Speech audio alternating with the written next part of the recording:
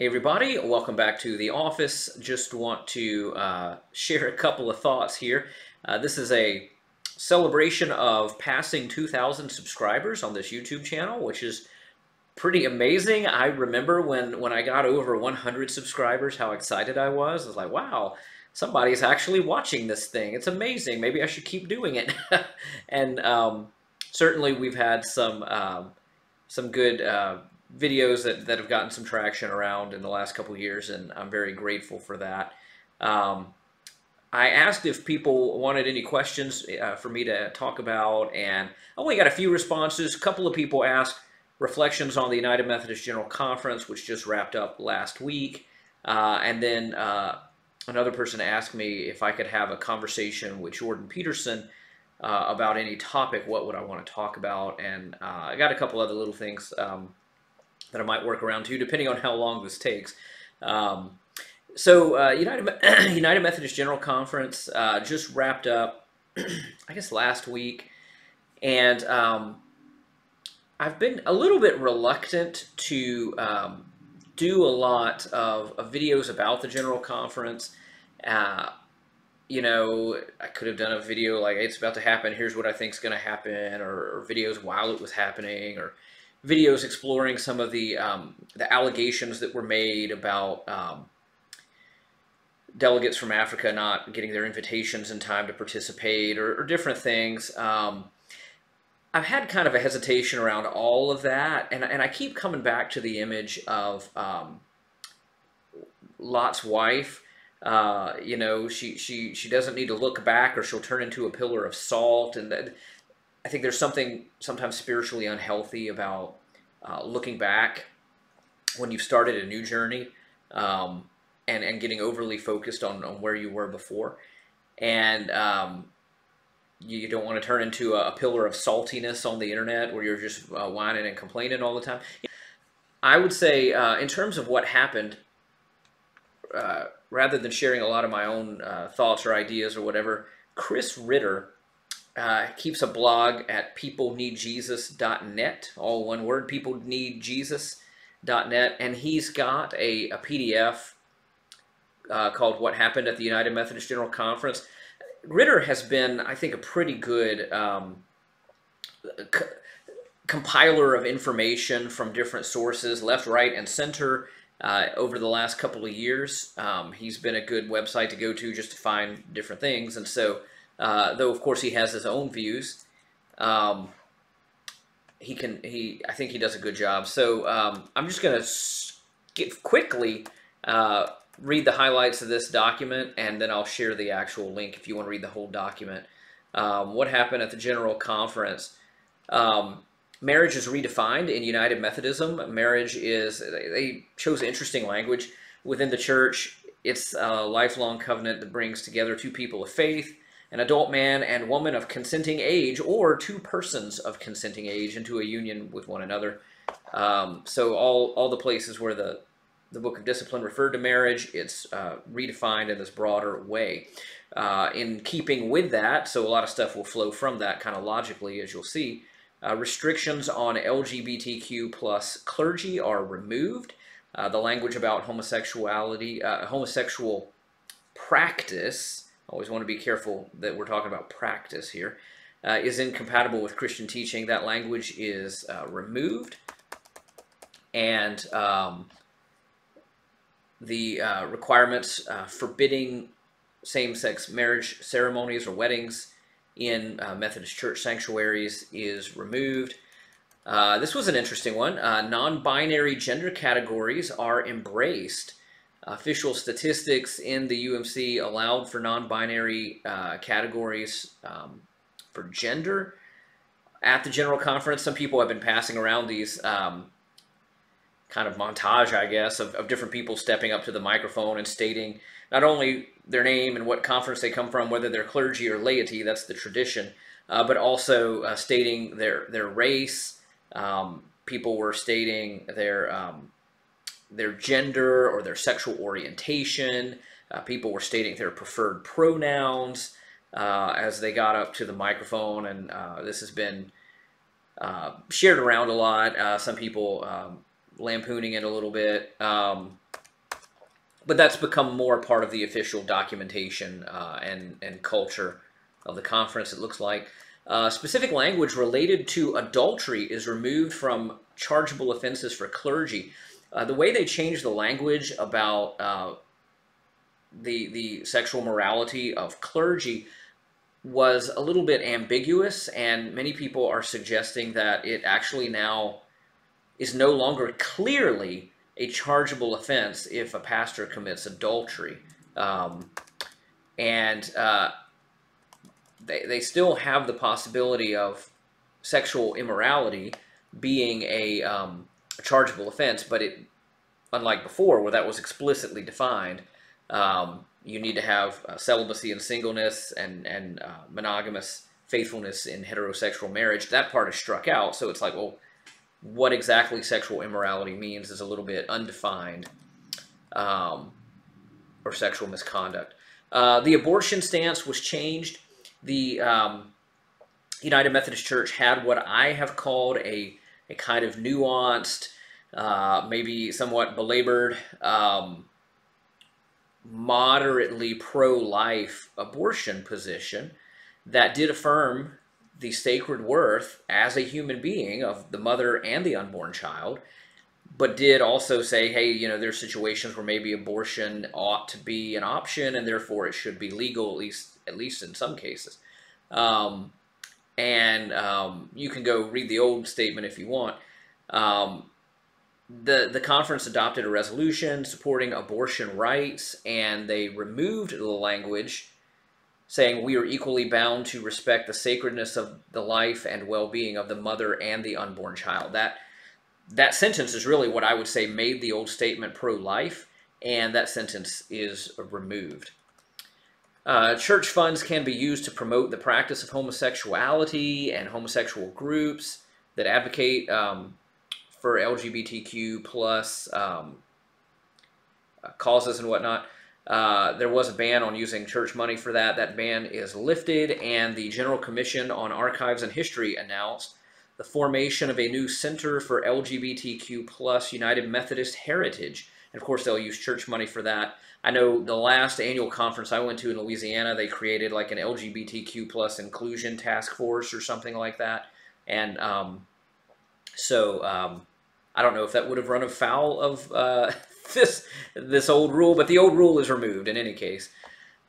Sexual orientation is now a mandated diversity category on all church boards. And so the general boards and agencies of the denomination have, you know, what you might call diversity quotas. You need to have, you know, people, ethnic minorities, you need to have youth, you need to have women, you need to have men, you need to have all these different groups represented on the board, representation.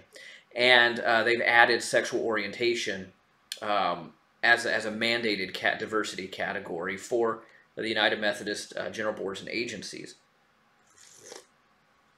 Of course, much of the language that the traditional plan, the last time we had a General Conference was way back in 2019. The last time there was a regular General Conference was way back in 2016, almost 10 years ago, right? 8 years ago.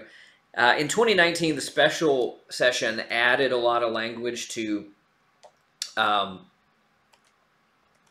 strengthen the traditional teachings and the discipline around that, and that was all removed, of course.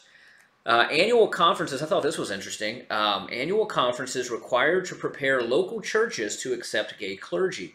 The definition of open itineracy was expanded to include accepting clergy regardless of sexual orientation. The revised paragraph 425.1 directs annual conferences to train pastor-parish relations committees to receive pastors regardless of sexual orientation. So it's been a big deal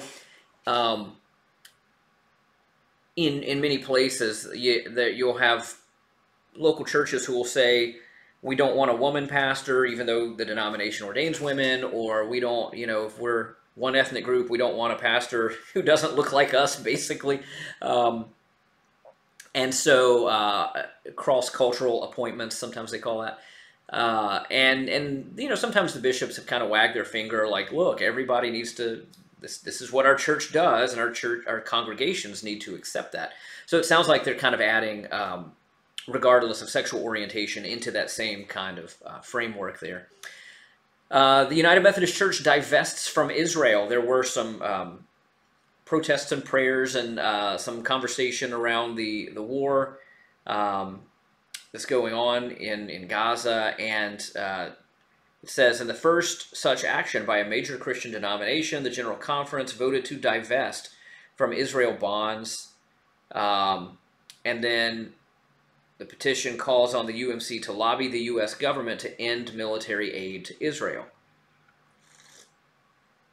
So definitely, and this obviously has nothing to do with sexual morality, but it does have to do with some of the ways that these issues have kind of fallen out on ideological lines.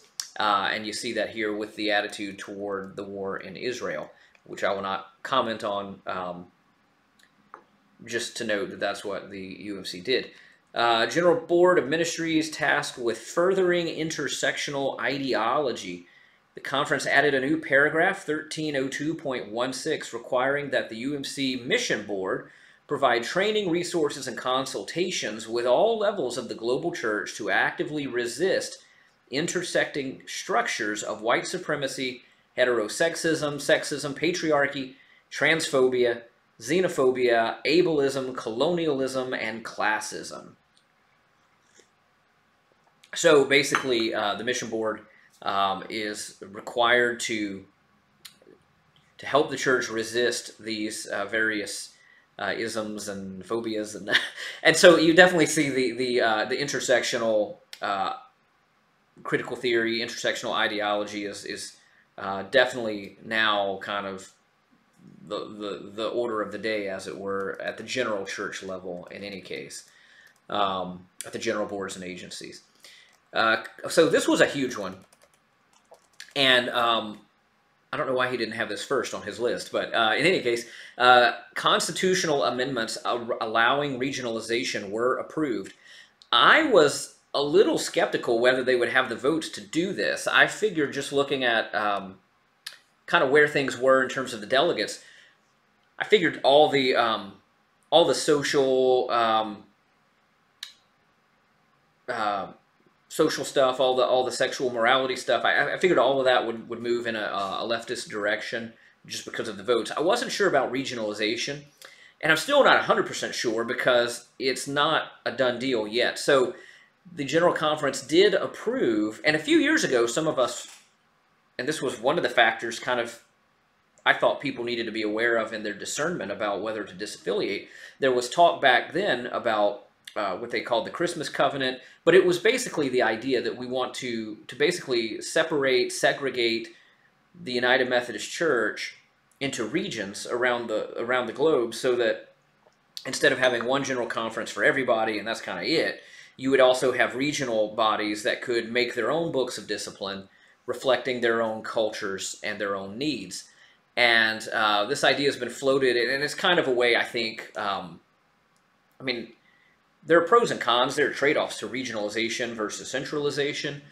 I think the reason this has come to the fore now is because it's a way to segregate the American part of the United Methodist Church, which is now, I think, a minority, from the growing international church in Africa and the Philippines,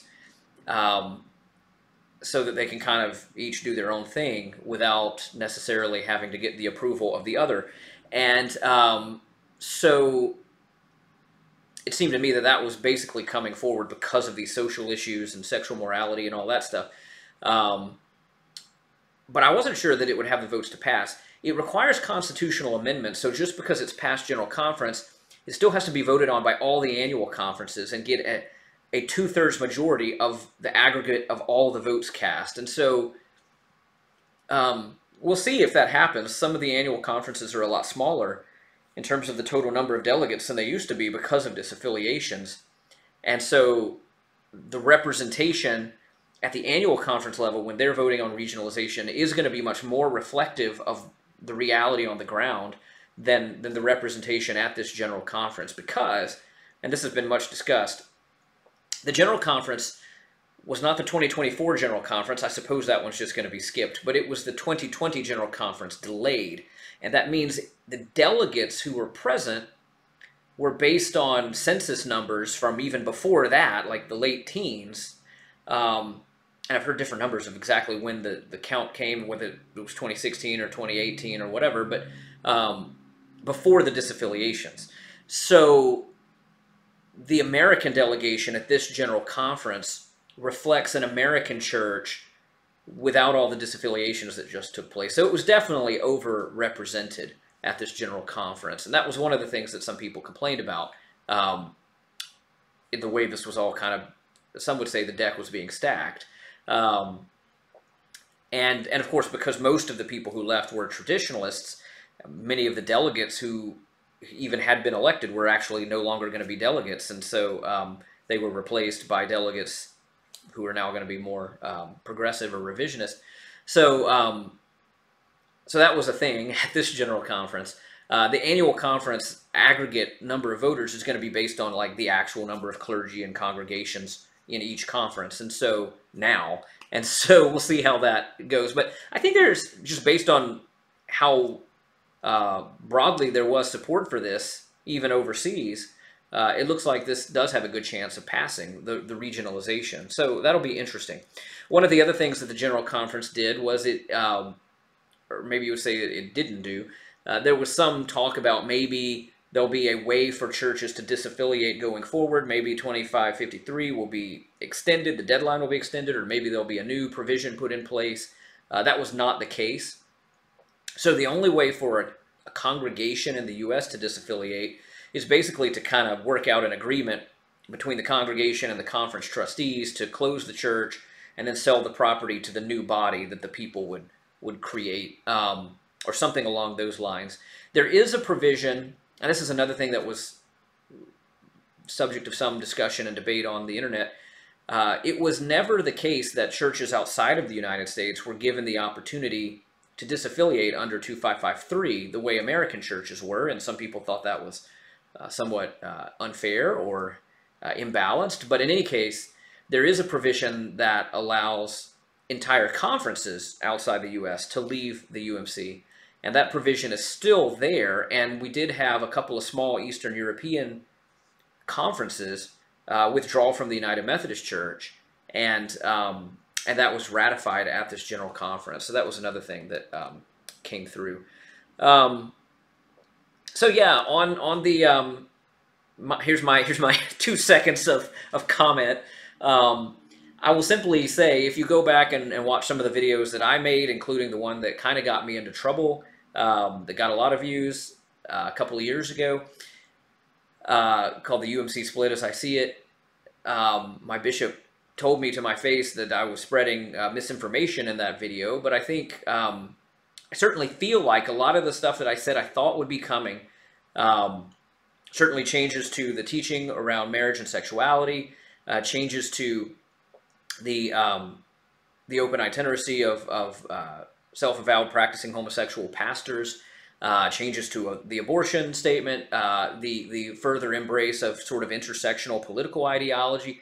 I feel pretty vindicated, I'll say that, by what has transpired here at General Conference. And I've become, in the last couple of years, a lot more suspicious of that term misinformation, just based on the way I experienced that and being accused of that, because you're basically telling somebody they're being dishonest, that like you are a liar, you're spreading false things, you're spreading lies as if they're true.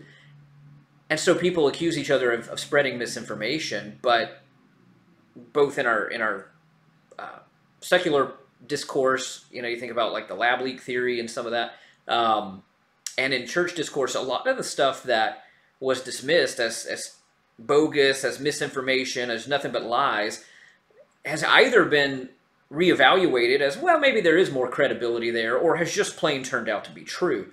And so this has been a very jarring thing over the since COVID, really, over the last 4 or 5 years, is just to see how that term misinformation really has been used as a kind of a club to try to silence people, even if in hindsight, it turns out that what those people are saying is true. And so I just think that's something for all of us to bear in mind. While at the same time, I also think people do actually share misinformation sometimes, and we should be careful about what we share and how we share it, what sources we use. I mean, I'm using Chris Ritter here because I think he's pretty reliable. Some of this may turn out to be, slightly incorrect or whatever, misleading, and so we always have to, be willing to admit that when we discover it. So those are my reflections on the United Methodist General Conference. And the other question someone asked me to respond to that I know I wanted to respond to because I actually had something to say was if you could discuss one thing with Jordan. So I saw Jordan Peterson recently in person in New Orleans, and he's been one of a number of sort of YouTube intellectuals and influencers that have been really just on my radar and interesting to me. Some of them, like Jordan Peterson, are not professed Christians. Some of them are, like Bishop Robert Barron, But it's just been really interesting to watch the dialogue, to see how much impact they're having on the culture, at least online, which kind of is much of the culture at this point. If I could have a conversation with Jordan Peterson about something, I think I would really like to talk to him about grace. I heard Paul Vanderklay is another one of those sort of kind of really interesting YouTube intellectuals. If you want to go watch some he does a lot of videos where he's like watching other videos and then running commentary on them, and he has some really insightful things to say. He actually is a Christian and a pastor, Paul Vanderklay, but I heard him say recently he thought Jordan Peterson had an Augustinian anthropology but a Pelagian soteriology. That is to say, his anthropology, his understanding of human nature is Augustinian. St. Augustine gave us the articulation of original sin as it's understood in the West. And Jordan Peterson has this very robust idea of like, we screw things up sometimes, and we need to be pretty pessimistic about building utopia with our own human efforts because we're just kind of messed up. And so that's what he means by Augustinian anthropology, but then a Pelagian soteriology. And Pelagius was a British monk in the early church who basically said, if God just gives you the law, that is grace enough, and you can get yourself cleaned up and fixed up by just knowing the right things to do. All you need is like better education, basically, right? Very progressive in like the 20th century, late 19th century sense of the word. If we could just get you the right information, get you the right education, you'll do the right thing. And a lot of the way Jordan Peterson talks about Jesus is that he's sort of this example, and if we could all just do what Jesus does, we could take up our cross and go up that hill and ever ascending levels of getting ourselves better and getting our community better, then things will be good. And it's sort of like a moral influence understanding of the atonement if you're interested in different theories of the atonement. And I think what Vanderklay was saying, and I think this is something I've been kind of thinking as well, is like, but what about when we can't? What about when we drop our cross? What about when we fall on our face? What about when we can't muster enough from within ourselves to get to the top of that hill? What if we're actually more messed up even than he realizes, and we're actually incapable of climbing the mountain of holiness with our own goodwill and good intentions? What if we actually have to be saved from outside, right? Extra nos, the old theologians say. What if we need grace to do for us what we cannot do for ourselves, right? God in Christ did for us what the law could not do, right? That kind of idea. I've not paraphrased that exactly right, but the idea that we are utterly dependent upon grace, right? This grace alone.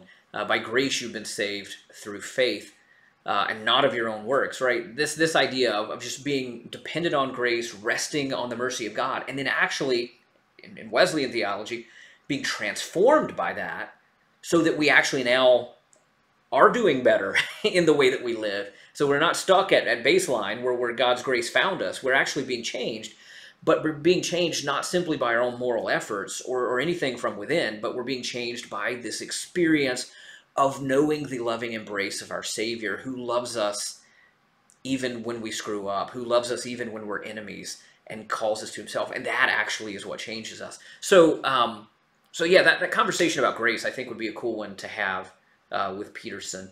Yeah, this video is already getting long. So anyway, I'm not going to talk about any other questions that I might have here, but I'm so excited to have gone through 2,000 subscribers. I will say, going forward with this channel, one of the things I hope to do over the course of the summer coming up is do some more interview conversation type videos.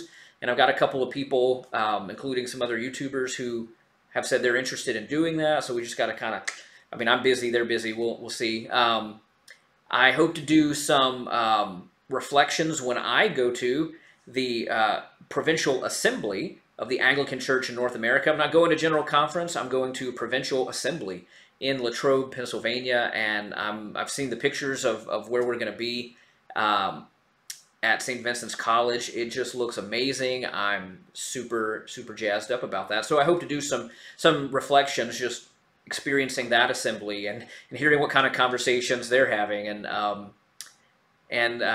some of the decisions that are made for the Anglican Church in North America. So looking forward to that, and yeah, I'm going to try to keep putting out content as best I am able, and hope that this is useful for people and inspiring and helps people. I hope ultimately it helps people engage more deeply, or maybe even for the first time, in the life of their local church, because really I do believe this. Discipleship happens in community, and it happens not just in virtual community, but in like real, tangible, incarnate community. We're incarnational people here. So I hope that somehow is something that this YouTubing channel can translate into. All right. Well, I hope you all are doing great. We are doing very well here, and I pray that God will bless you and keep you and give you his peace. Amen.